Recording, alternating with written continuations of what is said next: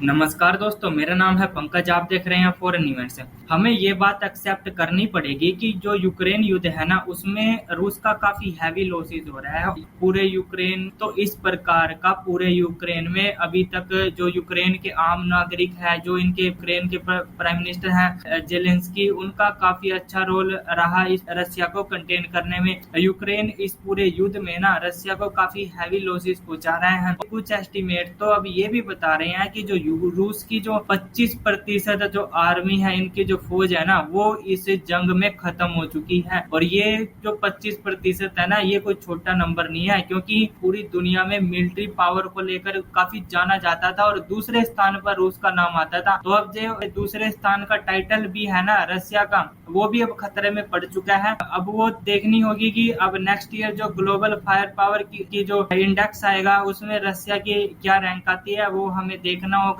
Possibility काफी high है कि चाइना रशिया को रिप्लेस करके सेकंड मेजर पावर बन जाए पूरे वर्ल्ड की, क्योंकि एक टाइटल हुआ करता था रूस का, एक खौफ हुआ करता था पूरी दुनिया में कि रशिया एक मिलिट्री पावर, एक सुपर पावर, सोवियत यूनियन के जमाने की पावर, जिसने सीधा अमेरिका से युद्ध किया। तो इस प्रकार का जो एक टाइटल था रशिया का, वो अब छिनता हुआ दिखाई दे रहा है। और जो ये अब ना रशिया का इतना जनरली, टू बी होनेस्ट बताऊं तो रशिया का कोई ऐसा खौफ रहा नहीं अब, जो इस युद्ध से पहले हुआ करता था। रशिया पर इतने वेस्टर्न कंट्रीज ने, इवन जापान, ऑस्ट्रेलिया जैसी कंट्रीज ने, जिनका ऑस्ट्रेलिया जैसी कंट्रीज का तो कोई दूर तक रशिया से कोई रिलेशन नहीं था, ना तो रशिया कोई नेटो का मेंबर था, रशिया का कोई पड़ोसी था, उन्होंने भी, ऑस्ट्रेलिया ने भी रशिया के ऊपर सैंक्शंस लगाए। तो रशिया पूरे वर्ल्ड में काफी आइसोलेट किया गया है इस युद्ध को लेकर। जो अब छोटी, जैसे फिनलैंड और स्वीडन जैसी कंट्रीज भी है ना, ये छोटी छोटी कंट्रीज हैं, ये भी अब रूस के खिलाफ जाकर ना नेटो में शामिल होने की बातें कर रही हैं। और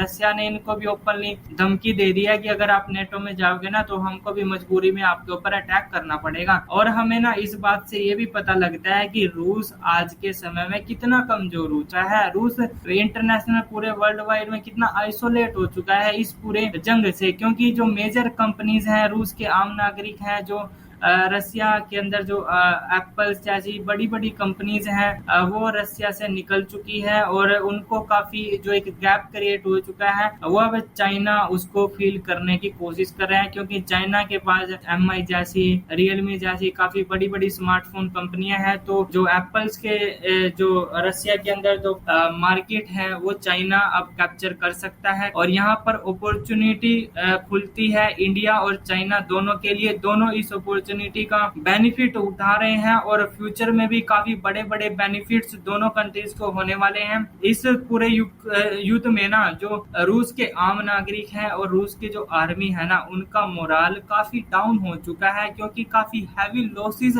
रशिया के इस युद्ध में हो रहे हैं। और अगर हम चाइना की बात करें ना, तो देखो इस युद्ध के दौरान क्या हुआ, रशिया के जो वेपन्स थे, उनकी परफॉर्मेंस पूरी दुनिया ने देखी और किस प्रकार से वो अपनी परफॉर्मेंस 100% नहीं दे पाए, ऐसा एक नैरेटिव वेस्टर्न कंट्रीज द्वारा बनाया जा रहा है। तो इसी को लेकर जो पहले रशियन जो डिफेंस इंडस्ट्री थी ना, उसके जो वेपन्स खरीदते थे, जैसे भारत एक मेजर बायर है रशियन डिफेंस इक्विपमेंट्स का, तो अब वो भी काफी कम भारत कर देगा। लेकिन और भी अदर कंट्रीज थी जो रशिया से वेपन्स परचेज करती थी, उनमें काफी भारी गिरावट आएगी इस युद्ध के दौरान। और इसी गिरावट को फील करने के लिए चाइना अब तैयार हो रहा है, क्योंकि चाइना की एक जो मेजर डिफेंस इंडस्ट्री है ना, वो इस युद्ध के बाद उभर कर सामने आने वाली है। क्योंकि चाइना आज के समय भी ना पूरी वर्ल्ड में ना 4th लार्जेस्ट मिलिट्री इक्विपमेंट्स हैं, उनका एक्सपोर्टर है आज के समय में। अगर इनके एक्सपोर्ट्स बढ़ते हैं डिफेंस के, तो इनसे ऑब्वियसली चाइना को तो काफी फायदा होगा ही, लेकिन यहाँ पर भारत को भी सोचना होगा। भारत ने ना आज तक जैसे तेजस बनाया ना, हम आज तक तेजस को एक्सपोर्ट नहीं कर पाए। ब्रह्मोस को हम इसलिए कर पाए क्योंकि उसमें रशिया का हाथ था, क्योंकि रशिया ने और इंडिया ने मिलकर ब्रह्मोस को बनाया था।